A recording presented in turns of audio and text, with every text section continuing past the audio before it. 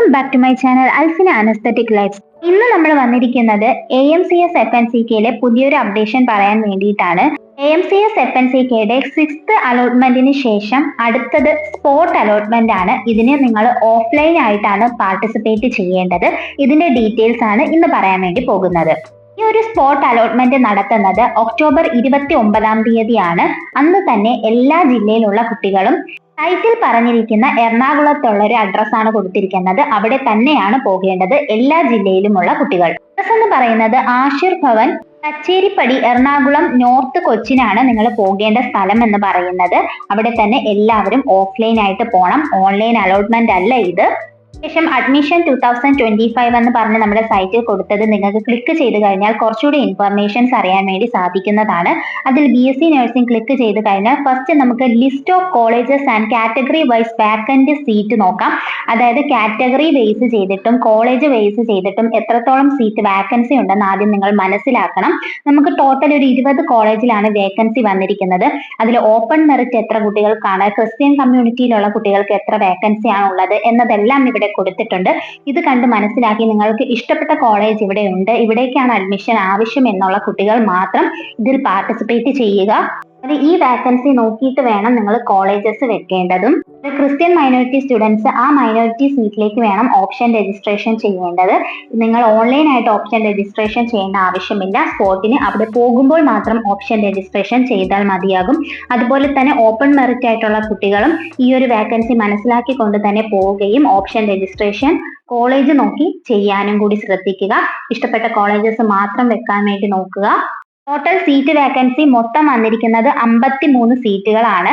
അതുപോലെ തന്നെ നിങ്ങൾക്ക് മറ്റൊരു ലിസ്റ്റ് കൂടി ഈ സൈറ്റിൽ കാണാൻ വേണ്ടി സാധിക്കുന്നതാണ്. List of applicant who have joined any college in earlier online allotment but have not cancelled their higher option choice. അതായത് ഓൾറെഡി അഡ്മിഷൻ എടുത്തിട്ട് ഹയർ ഓപ്ഷൻസിന് വേണ്ടി കൊടുത്ത കുട്ടികളുണ്ട്. അങ്ങനെയുള്ള കുട്ടികളുടെ ലിസ്റ്റ് ഇവിടെ കൊടുത്തിട്ടുണ്ട്. ഈ ലിസ്റ്റിൽ ആരൊക്കെ ഉണ്ടോ ഇവർക്ക് എല്ലാവർക്കും സ്പോട്ട് അലോട്ട്മെന്റിൽ പങ്കെടുക്കാൻ വേണ്ടി സാധിക്കും. അതായത് നിങ്ങളൊരു കോളേജിൽ അഡ്മിഷൻ എടുത്ത കുട്ടികളാണ് എന്നുണ്ടെങ്കിൽ പോലും നിങ്ങളെ ഈ ഒരു അസോസിയേഷൻ ഹയർ ഓപ്ഷൻസിന് വേണ്ടി നിങ്ങളെ പരിഗണിച്ചിട്ടുണ്ട് എന്നൊരു ലിസ്റ്റാണ് ഈ തന്നിരിക്കുന്നത്. അപ്പോൾ ഇവിടെ നിങ്ങൾക്ക് ആപ്ലിക്കേഷൻ നമ്പർ കൊടുത്തതിന് ശേഷം നിങ്ങളുടെ സെപ്പറേറ്റ് ആയിട്ടുള്ള ലിസ്റ്റും അതുപോലെ എത്ര കുട്ടികളുണ്ടെന്നൊക്കെ അറിയാൻ വേണ്ടി സാധിക്കും. ടോട്ടൽ 81 കുട്ടികളാണ് ഹയർ ഓപ്ഷൻസിന് വേണ്ടി പരിഗണിക്കപ്പെടുന്നത്. ഇവർക്കും സ്പോട്ട് അലോട്ട്മെന്റിൽ പാർട്ടിസിപ്പേറ്റ് ചെയ്യാം. അതുപോലെ തന്നെ ഇതുവരെയും അലോട്ട്മെന്റുകളൊന്നും കിട്ടാത്ത കുട്ടികൾക്കും സ്പോട്ട് അലോട്ട്മെന്റിൽ പാർട്ടിസിപ്പേറ്റ് ചെയ്യാൻ വേണ്ടി സാധിക്കുന്നതാണ്. പാർട്ടിസിപ്പേറ്റ് ചെയ്താലും നമുക്ക് ഉറപ്പിച്ച് കിട്ടുമെന്ന് പറയാൻ വേണ്ടി സാധിക്കില്ല. ഇപ്പോൾ 81 കുട്ടികളുണ്ട് എന്നുണ്ടെങ്കിൽ പോലും 53 സീറ്റുകളാണ് വാക്കൻസി ആയിട്ട് വരുന്നത്. അപ്പോൾ അഡ്മിഷൻ എടുത്ത കുട്ടികൾ കൂടുതലും നിങ്ങളുടെ അലോട്ട്മെന്റുകൾ നഷ്ടപ്പെടുത്താതിരിക്കാൻ വേണ്ടി കൂടി ഒന്ന് ശ്രദ്ധിക്കുക.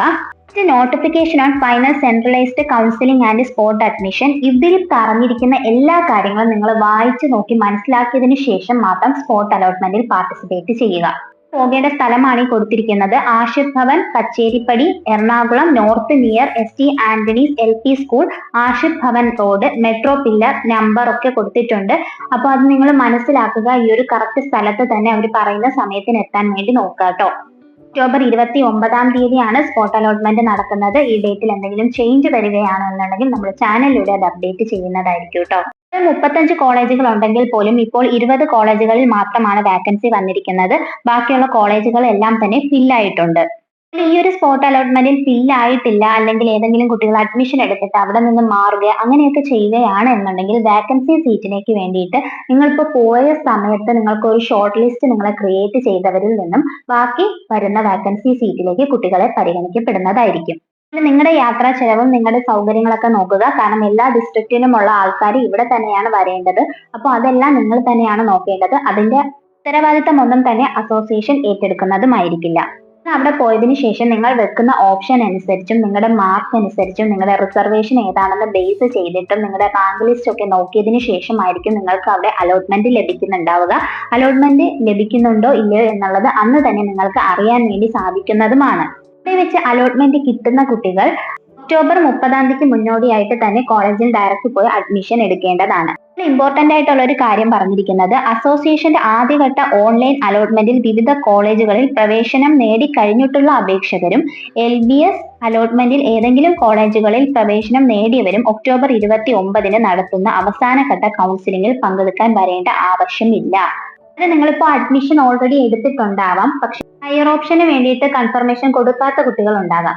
അവരാരും തന്നെ ഈ ഒരു സ്പോട്ട് അലോട്ട്മെന്റിൽ പോകേണ്ട എന്ന് തന്നെയാണ് വെബ്സൈറ്റിൽ പറഞ്ഞിരിക്കുന്നത്. അതുപോലെ തന്നെ LBS അലോട്ട്മെന്റിലൊക്കെ കിട്ടിയ പല കുട്ടികളും ഉണ്ടാകും.